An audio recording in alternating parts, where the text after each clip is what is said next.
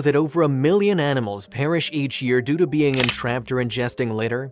Bright-colored litter would look irresistible for birds, while plastics often look like jellyfish for some marine animals. Some animals can also be injured because of broken bottles or glasses.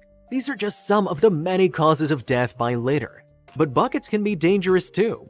Frank Floridi of Strong Island Animal Rescue League posted a viral video of him trying to rescue a trapped deer. The deer was already disoriented because of the extremely cold water. As much as it tried to go back to the shore, she wasn't able to do so because she couldn't even find her way out of the water. Her head was stuck in a bucket.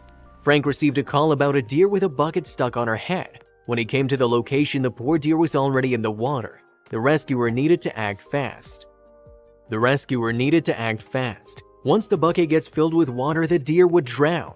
Frank immediately took his vest and boots off and jumped into the water. The water was icy cold, but Frank had to do it.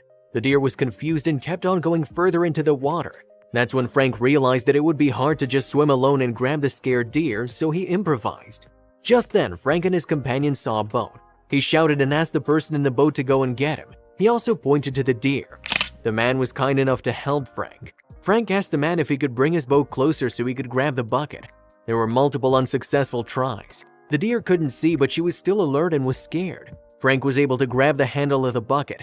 However, the deer struggled and then she went under the water. At first, they thought it gotten worse. We can hear Frank saying that the deer went down in the water. Then the man yelled, and they saw the deer again, now without the bucket. At last, the deer was free. The bucket had slid off. The men cheered and said that the deer could swim back. They went back to where the bucket was to retrieve it. As responsible people, they wouldn't leave the bucket there knowing some other animal can be in danger because of it. The deer was still there. She was just swimming in circles.